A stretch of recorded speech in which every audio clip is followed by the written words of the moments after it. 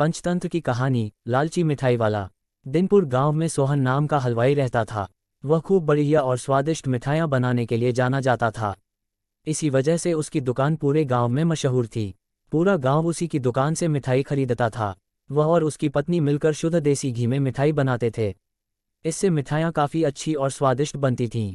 हर रोज शाम होते होते उसकी सारी मिठाइयाँ बिक जाती थीं और वह अच्छा मुनाफा भी कमा लेता था। मिठाइयों से जैसे ही आमदनी बढ़ने लगी, सोहन के मन में और पैसा कमाने का लालच आने लग गया। अपने इसी लालच के चलते उसे एक तरकीब सूझी।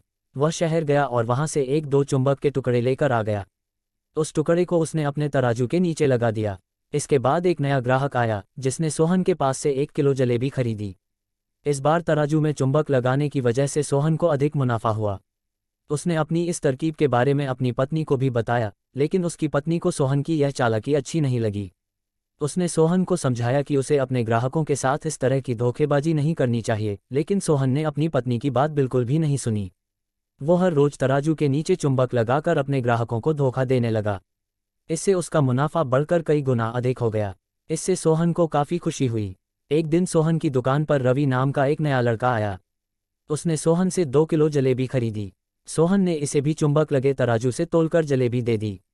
रवि ने जैसे ही जलेबी उठाई, उसे लगा कि जलेबी का वजन 2 किलो से कम है। उसने अपना शक दूर करने के लिए सोहन से दोबारा से जलेबी को तोलने के लिए कहा। रवि की बात सुनकर सोहन चिढ़ गया। उसने कहा, मेरे पास इतना फालतू समय नहीं है कि मैं बार बार तुम्हारी जलेबी ही तोलता रहूं। इतना कहकर उसने रवि को वहां से जाने के लिए कह दिया। सोहन मिठाई वाले की बात सुनने के बाद रवि जलेबी लेकर वहां से चला गया। वह एक दूसरी दुकान पर गया और वहां बैठे मिठाई वाले से अपनी जलेबी तोलने के लिए कहा। जब दूसरे दुकानदार ने जलेबी तोली तो जलेबी सिर्फ 1.5 किलो ही निकली। अब उसका शक यकीन में बदल गया था। उसे पता चल गया कि सोहन मिठाई वाले के तराजू में कुछ गड़बड़ है।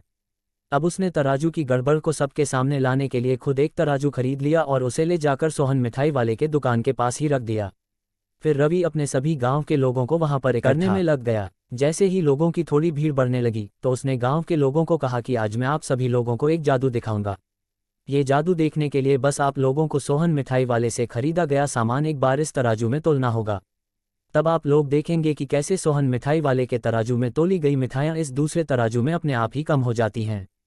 कुछ देर बाद एक दो लोग मिठाई लेकर रवि के पास पहुंचे तो उसने ऐसा करके भी दिखाया। इसके बाद सोहन के दुकान से सोहन की इस धोखेबाजी से पूरा गांव नाराज था, इसलिए लोगों ने उसकी दुकान में जाना काफ़ी कम कर दिया। इधर सोहन के पास पछताने के अलावा कुछ और नहीं बचा, क्योंकि वो पूरे गांव वालों का भरोसा खो चुका था। कहानी से सीख, कभी भी लालच नहीं करना चाहिए। हमेशा ईमानदारी के साथ अपना काम करने से ही इंसान का नाम होता है। लालच के चलते भले ही कुछ समय के लिए अच्छा फायदा हो, लेकिन इससे इज्जत और आत्मसम्मान दोनों कम हो जाते हैं।